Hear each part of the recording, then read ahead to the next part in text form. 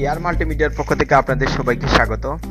আজ আমি মাইক্রোসফট এক্সেলে শিখাবো কিভাবে শ্রমিকদের বেতন নির্ণয় করা হবে, অথবা যদি ঘন্টা হিসেবে কোথাও কাজ করা হয় তাহলে ঘন্টা হিসেবে বেতনগুলি কিভাবে নির্ণয় করা হবে।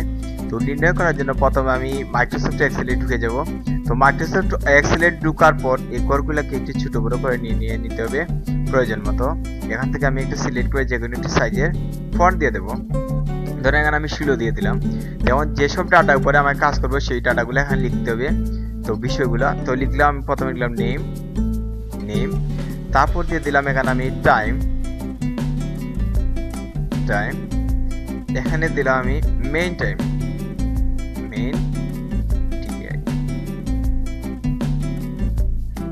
Main time. যদি করে জায়গা না হয় তাহলে একটু বড় করে নিতে পারি। তারপর এখানে আমি দিয়ে দেবো ওভার টাইম,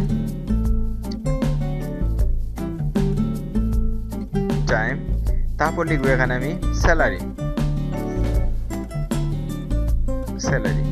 তো স্যালারি ইচ্ছা করলে ঘরগুলোকে আরো কিছু বড় করে নিতে পারি।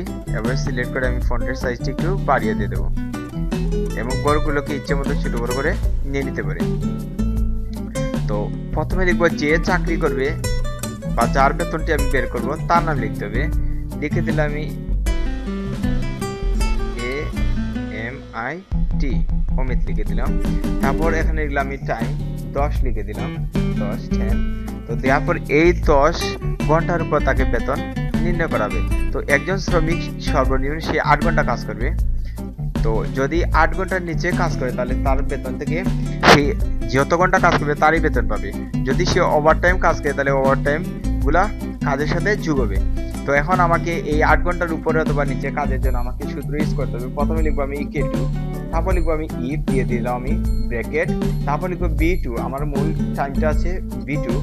তো B2 greater than equal to লিখে দিলাম আমি 8।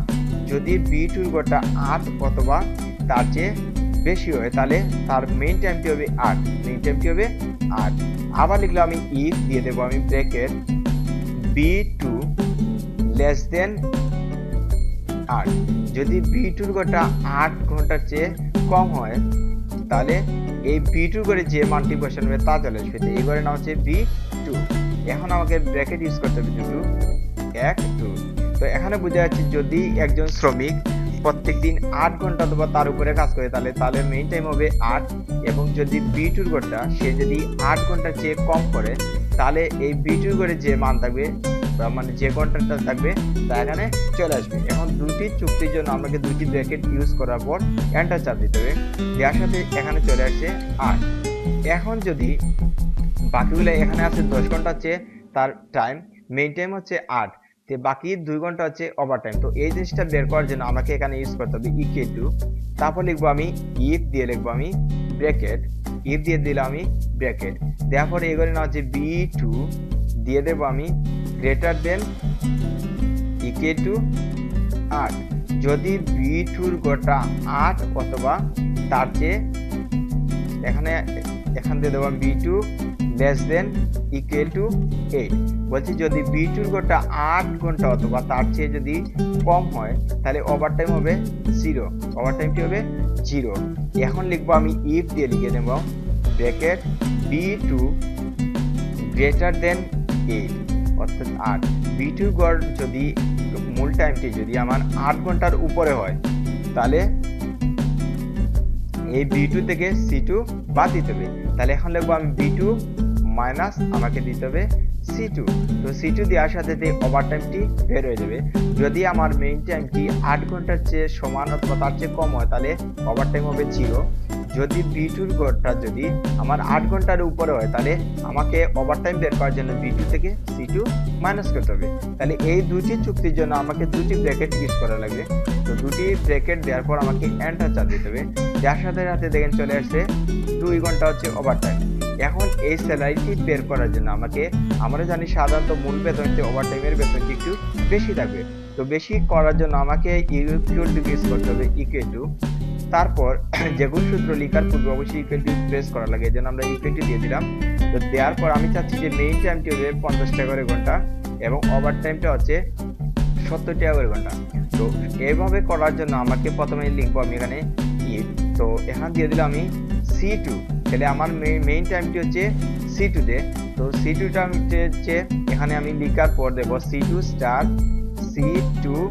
স্টার দিয়ে দেবো, আমি স্টার দিয়ে দিলাম আমি 50 টাকা। তাহলে C2 এর মেইন টাইমের গড়কে সে 50 দিয়ে গুণ দেবে, তারপর প্লাস চিহ্ন ইউজ করব। প্লাস চিহ্ন ইউজ করার পর ওভারটাইমকে আমি 70 টাকা করে দিয়ে দেবো। তাহলে ওভারটাইমের গড়টি হচ্ছে D2। তো D2 লেখার পর আমাকে দিতে হবে স্টার D2 স্টার 70 অর্থাৎ 70 টাকা দিয়ে এন্টার চাপ দেওয়ার সাথে সাথে স্যালারি বের হয়ে যাবে। এখন এখানে আমি একজন শ্রমিকের বেতনটি নির্ণয় করে ফেলছি। এখন একাধিক শ্রমিকের বেতন অথবা সপ্তাহের 15 দিনে 1 মাসের বেতনগুলো বের করার জন্য আমাকে C2 G2 এবং E2 তে সূত্র ইউজ করা হয়েছে। এই C2 G2 এবং E2 গড়কে আমাকে সিলেক্ট করতে হবে। সিলেক্ট করার পর আমাকে চাপ দিতে হবে Ctrl+C অথবা যেতে হবে কপি, এই যে হোমে ক্লিক করে দিতে হবে কপি। তারপর যতবার যেতে হবে ঠিক ততবার শিফট ধরে আমি ডাউন এর চাপ দিয়ে দেবো। ডাউন এর চাপ দেওয়ার সাথে সাথে দেখেন গড়গুলা সিলেক্ট হয়ে গেছে। এখন যদি আমাকে টেস্ট ইউজ করি, টেস্ট ক্লিক করার সাথে সবগুলো করে সূত্র চলে আসছে। এখন এই সিলেকশনকে মুক্ত করার জন্য আমাকে কিবোর্ড বাটনের এস্কেপ চাপ দিতে হবে। চাপ দেওয়ার পরে এখন ধরেন আরেকজনের নাম দিয়ে দিলাম আমি কামাল। তো কামালের গড়ে যদি আমি এখানে দিয়ে দিই 12, তাহলে 12 ঘন্টার জন্য তার বেতনটি চলে আসবে। এখন আরেকজন লিখতে পারি আমি সালাম। তো সালাম লিখে যদি এখানে দিয়ে দিই আমি 8 লিখলে সে 8 ঘন্টার বেতনটি চলে আসবে। এখন এভাবে যদি আমরা দিয়ে দিই, একজন নাম দিয়ে দিলাম এ, তো এ দেওয়ার সাথে সাথে দেখেন, তো এ দিয়ে দিলাম, এখন দিচ্ছি আমি 9 লিখলাম 9 দেওয়ার সাথে সাথে দেখেন চলে যাচ্ছে সবার বেতন, এই 9 ঘন্টার বেতনগুলা চলে আসবে এবং ওভারটাইম প্রত্যেকটি পার্ট হয়ে যাবে। এখন যাচ্ছি এই শ্রমিকদের বেতনগুলো আমাকে টোটাল করতে হবে। তো টোটাল করার জন্য আমাকে প্রথমে এই গড়গুলোকে আমি সিলেক্ট, নিচেগুলো আমি কেটে ফেলছি। তো এই গড়গুলোকে সিলেক্ট করার পর দেখেন কিভাবে সিলেক্ট করব। এই গড়গুলোকে আমাকে সিলেক্ট করতে হবে, এই জায়গায় আমার টোটালটি চলে আসবে এই গড়ের মধ্যে। তো E6 এর গড়ে টোটালটি চলে আসবে। তাহলে এই গড়গুলোকে আমাকে সিলেক্ট করে আমাকে হোম ক্লিক করতে হবে।